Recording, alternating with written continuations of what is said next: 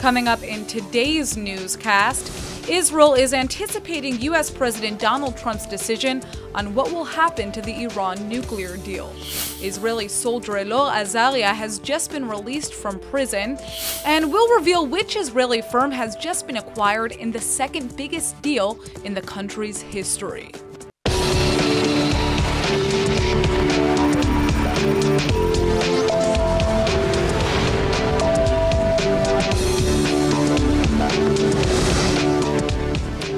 It looks like President Trump has finally made up his mind. Tonight, Trump will announce his decision on whether or not the United States will remain in the JCPOA nuclear deal with Iran. But for most, the writing is already on the wall. The feeling is that Trump will almost certainly be nixing the deal altogether, a threat that he's been making since his first days on the campaign trail. ILTV's Brett Allen Smith is here now. And Brett, if we're now looking at the end of the deal, where do things go from here? Yeah, I mean, that's the big question. I mean, first of all, if Trump withdraws America from the deal, which most indeed predict will be the case, really all he's going to be doing here is leaving the rest for Europe and Iran to figure out on their own. So this may not be the end of the deal as maybe we think it is. Europe will try to save it, obviously because they think the deal is working. They think it's working. So as of now, atomic inspectors have certified that Iran has actually followed the terms of the deal to the letter. Iranian leadership, however, seems split on what Iran would do if Trump pulls out. Now, Iran could conceivably stay in the deal, but just as easily, they could pull out. Well, clearly, this is kind of what some people are fearing, that Trump nixing the deal dismantles the entire thing, meaning Iran would resume developing nuclear weapons immediately. And Iran has threatened that it's fully prepared to do just that. Right, correct. So Trump has a few options after tonight if he does pull out of the deal. So one, he could say, hey, the U.S. is out, but we won't resume those sanctions. I personally doubt this will be the case. Two, Trump could resume the sanctions, and from there, Iran would face a lot of pressure to withdraw from the deal as well, because economically they would have no other choice but to do so. Now, there is a chance Trump may say, out loud, Iran violated the deal, and that would then trigger the UN to hopefully resume its widespread of international sanctions. This would be a pretty extreme choice and maybe even a tough one because there may not be enough evidence to really back that up. But at the end of the day, all of these choices will inevitably strike a big stake through the leadership that made this deal with Iran in the first place, which, with the divided leadership, it's really unclear, what the future holds there. Well, Prime Minister Netanyahu has obviously made no secret of the fact that he wants this deal gone for good. Right. Many see his reveal of, Israeli intel from Iran's nuclear archive on primetime TV as a direct message to Trump to actually nix the deal. Now, my question is, if there is no plan B, if there's so much uncertainty here, why does he want this deal gone? Well, you can be sure that Israel definitely has its own plan B. Maybe not one that it shares with the rest of the world, but it definitely has one. And it's interesting because this deal is one of the biggest public clashes, of course, between Netanyahu and former President Barack Obama. Netanyahu famously addressed, both houses of Congress hoping to nix that deal at the very last minute. So this has been a long campaign for him. But now that we're a few years after that deal, many top Israeli officials and advisors from the time say that they actually feel that the deal is working, even if it isn't perfect. And the IDF's current chief of staff is a prime example of that. He says that there's no doubt Iran is likely operating behind closed doors, but at the same time, the deal in its current state is working. We bought another 10 years before Iran can develop nukes, which gives Israel time to prioritize the more immediate problems on the horizon, so no one knows what's going to happen tonight or in the future. Are sanctions alone going to be enough to topple Iran's regime? We're just not sure. Well, Trump will address the American people tonight, but it's an announcement the whole world will be watching. Now, let's go into the nitty-gritty here. Sure. Many regional players have indicated that they don't have a taste for war. Many analysts don't see this conflict playing out in any other way. What do you think a war with Iran will look like? It's tough because, the way I see it, there's almost two different wars we could be looking at. The first war is the one where Iran tomorrow says, hey, Trump is out, so we're out. So we're going to start developing a nuclear arsenal. That's a war that involves possibly directly between Israel and Iran. That's one war. The mission to stop nuclear arms in general from getting into Iranian hands. The second war is many see as the more urgent war. That's the one that's 60,000 alleged Iranian soldiers right on Israel's border in southern Syria. That's a war where Russia is kind of allowing a situation to happen where Iranian proxy armies are arming Hezbollah militants in Syria, and Assad is backing it up. So that's a war, more a territorial war that's right on the border. So those are kind of two wars there, and both are, very, very scary. Well, I mean, you can certainly feel the tension here in Israel regarding what is going to happen. Do you believe, as many others do, that the Israeli prime minister really actually wants a war to break out in response to this deal failing? What is your take on that? Again, it's tough because, on one hand, it's hard to say that any leader is just gunning their country for war, but at the same time, because Netanyahu has so long campaigned against this deal, if Israel's mission here is a 100% guarantee that there is no way that nukes are going to be in Iran's hands, the only way to do that may be a full frontal war where just all the cards come on the table. This may be a plan like 10 years, 15 years, 20 years in the making. That's a dangerous objective because, again, you have a deal in place now that at least gives 7 to 10 years before Iran can have nuclear arms. So that's why many people say, the deal is working, there's no nukes. But for Israel, that may be too short a term for them. They may be saying, hey, look, and Netanyahu has said, we would rather deal with this problem now than later. So he may be really hoping that Trump is going to kind of lay up that assist where they can make now. Well, obviously, this is just one issue that is on the minds of American and Israeli leaders, especially what's coming up in a week from now. Thanks for joining us, Britton. We'll move on to our next story. Like we said, 1 week away. We're 1 week away from the ribbon-cutting ceremony for the new American embassy in Jerusalem, but it looks like another country is already preparing to follow in Trump's footsteps. Paraguay has just confirmed that it will move its embassy to Jerusalem this month, mere weeks after the U.S. facility opens for business. This makes Paraguay the third country to move its embassy from Tel Aviv to the holy city of Jerusalem, following the U.S. and Guatemala. The move effectively means these countries are officially recognizing Jerusalem as Israel's capital. While Paraguay's President Horacio Cartes has neither confirmed nor denied reports of his country's embassy move, Israel's foreign ministry says it's already a done deal. President Cartes is expected to schedule a trip to Israel later this month to oversee the relocation of the embassy from Tel Aviv.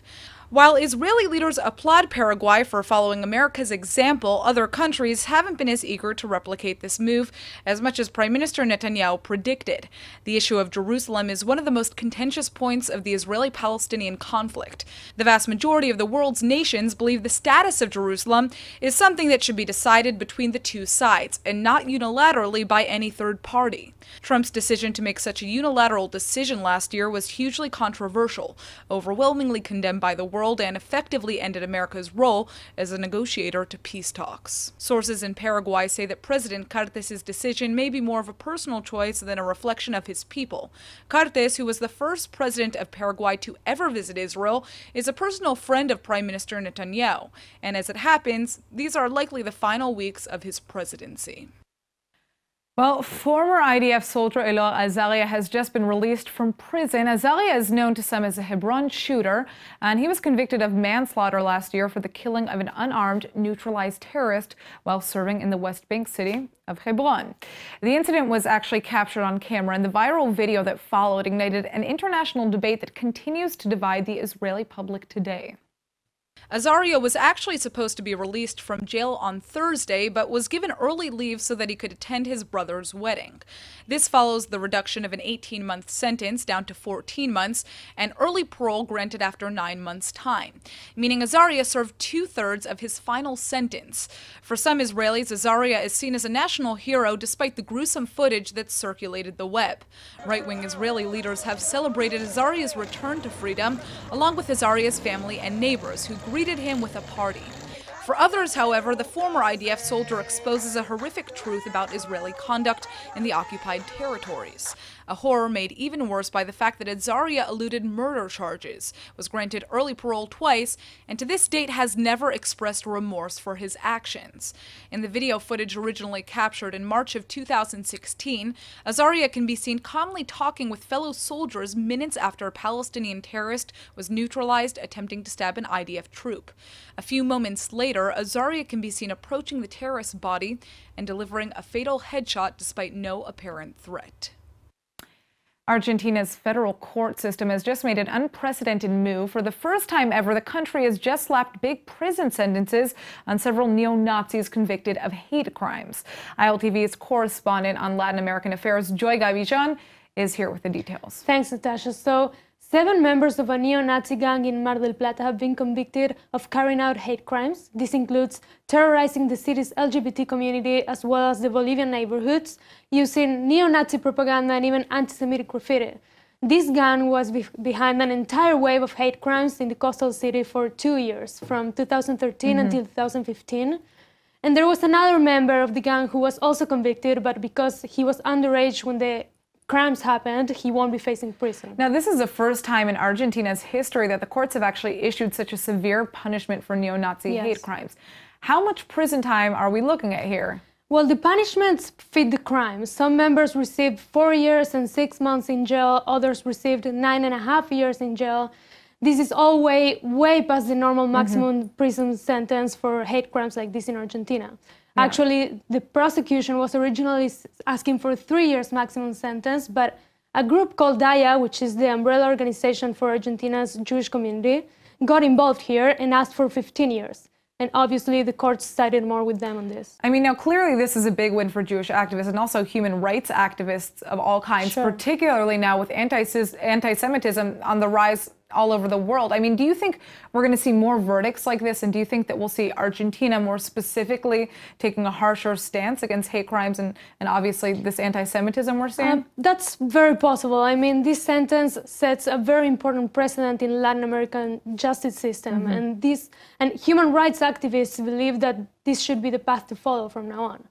Look, Argentina is one of the countries that received the most Nazi war criminals after the war. Yeah. So just think about Adolf Eichmann, for example. So like the director for international relations at the Simon Wiesenthal Center said, this country can't afford leniency to neo-Nazis. Yeah. So maybe this decision is a sign that Argentina wants to make up for things a bit and take a harsher stand against hate crimes like this. Yeah. Well, I mean, this could be a very real turning point. So we'll see where it goes. Thanks for joining us, Joy.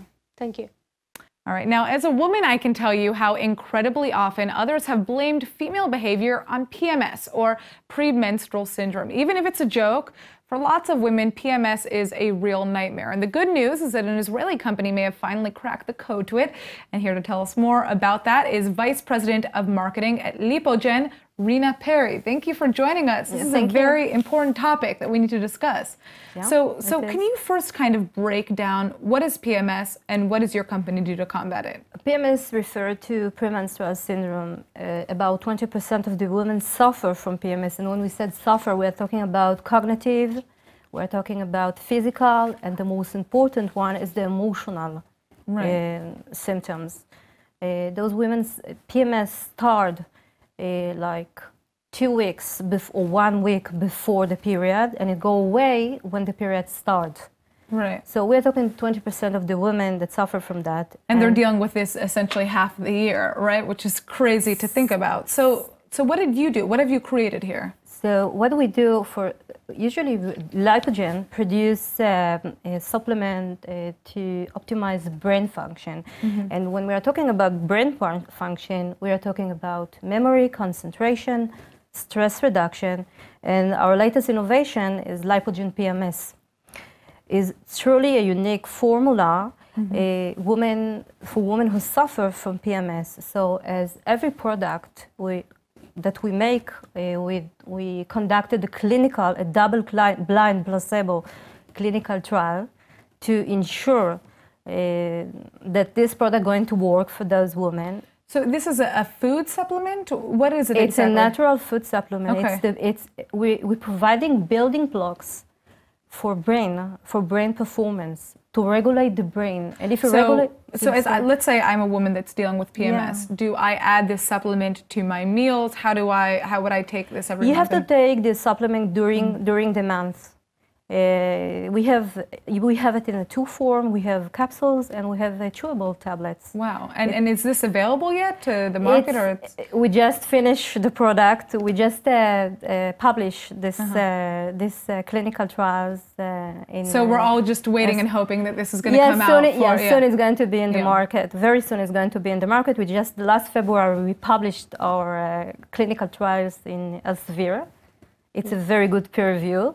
we're very proud to be in it. Well, you know, I mean, I think that there's, beyond just obviously helping change the stereotype around this issue, I think it's just important for people to understand that this is also a medical condition, right? Which is why there are supplements like this that can help you. Yeah, you need to understand that some of these women, by mistake, diagnosed as bipolar. Because two weeks in the month, you're very happy, you are good, you are yourself, and then the other two, before your period start, I mean, till your period start, you depress. Some of these women doesn't want to go out. Well, it's a serious condition, and that is for sure. Is. Thank you so much for joining us and telling us about this. Thank you very much. Japan's Prime Minister Shinzo Abe has just finished up a whirlwind visit here in Israel, but politics aren't taking center stage when it comes to talks about his visit. Instead, the private dinner that Israeli Prime Minister Netanyahu held for Abe is making headlines. Even though it was concocted by top Israeli chef Segev Moshe, it turns out the dessert delivered a very big diplomatic faux pas. Moshe's dessert featured praline served in a metal sculpture of a shoe. If there's one thing to know about Japanese culture, it's this. Japanese find even the mere sight of a shoe totally offensive. In Japan, shoes are always taken off before entering someone's home. Talks with foreign leaders and parliament meetings are often conducted totally shoeless. An Israeli diplomat who served in Japan says it best. It's like giving a Jewish guest chocolate inside a vessel in the shape of a pig. Even though the dish was served in a metal sculpture of a shoe and not an actual shoe, even people in the room could reportedly tell that the effect was totally lost on Prime Minister Abe and his wife. Although they enjoyed the meal overall, the somewhat insensitive faux pas left a bitter taste on the whole trip. A week later, Japanese diplomats say Abe and his wife were totally offended by the incident. Israelis aren't a politically correct people by nature, so they mostly find the whole thing rather funny. At the same time, others say this is exactly the kind of attitude that threatens Israel's ambition to be seen as a fair and westernized society. Israel's foreign ministry is targeting a very unlikely audience right now. It turns out the ministry has just opened a Facebook page dedicated to fostering ties with Iraq, even though the country technically sees Israel as an enemy state. The Arabic language Facebook page is set to serve as a sort of digital embassy, according to Israeli diplomats. And ILTV's Aaron Porras has the story. So, Aaron, not that anyone is complaining, but why is Israel trying to reach out to Iraq in the first place? So mostly this is apparently because sentiments from Iraq have largely been improving, or reportedly improving, towards the Jewish state. In fact, the foreign ministry content team here in Israel noticed that in 2017, over 50 million views were coming in from Iraq, with a lot of the sentiments that they were commenting, saying that they are pro-dialogue, or at least opening some sort of relations with Israel. Well, I mean, this is an amazing idea. So what is the page saying? What exactly is the mission? Basically, the mission essentially is to find all the commonalities and develop bridges between Israelis and Iraqis, which really shouldn't even really be that hard, according to the ministry, being that many Jews here in Israel are originally from Iraq, and not just Jews. We also have Kurds and Christians and many other minorities who can trace their roots back to Iraq or even Babylon. Yeah, I mean, would you say the climate is right for this kind of movement to begin? Because, back to what you said, less than 100 Jews are left in Iraq today, even though obviously there are many descendants here. And yeah, and that is largely due to the pogroms and the terrible treatment that the Jews underwent under Iraqi rule for quite a bit of time, leading up to the, ultimately the exodus, if you want to call it that, in the early 1950s. But, a lot of that has been changing, reportedly since Saddam Hussein was ousted, actually, and quickly, so supposedly. And in addition to that, you also have a lot of people who are saying, we miss they have this nostalgia for the time when the Jews were still in Iraq, and that kind of also makes sense when you look at just the sheer numbers of how many people left. Yeah. The Iraqi government was expecting about 8,000 people to leave, and 140,000 actually left within about 2 years. So we're talking major hits to the economy, to the society in general. All right. Well, this is very exciting news, and I can't wait until we truly have friendly ties with our neighbors. Thank you for joining us. Yeah. Now get this, the second largest deal in history for an Israeli firm has just been made. And no, this time it isn't related to autonomous cars. The U.S. company International Flavors and Fragrances, or IFF, has just offered up $7.1 billion for Israel's Fruitarom, a business that makes flavors and fragrances for use in food, beverages, and pharmaceuticals. The acquisition will now make IFF the largest flavoring company in the world. Fruitarom itself has been the 6th largest flavoring company on the planet until now, and in the past 12 months alone, its shares have surged around 64%. In 2017 alone, the Israeli company posted a record sales of $1.36 billion. Now that Fruitarom has been picked up by IFF, the growth should be even more substantial. The record $7.1 billion deal makes the acquisition the 2nd largest in Israeli history. Last year, Intel bought Israel's Mobileye company for a whopping $15.3 billion. But for now, forget autonomous car systems. The flavors and fragrances market has seen major consolidation in the past few years. Israel's Fruitarom has actually been around since 1934, but today the firm sells over 70,000 products in over 150 countries. And it looks like these numbers are only going to grow. The truth is, I can't count the number of people I know that have a passion that they're just too scared to pursue. It's hard to give up everything for a dream career, but 33-year-old adventure filmmaker Dan Lior somehow had the courage to do just that. At 29 years old, he made a risky move and he quit his job at a high-tech company to become a professional filmmaker. And today, he's telling some of the world's most important stories through his camera. Let's take a look at just some of his stunning work.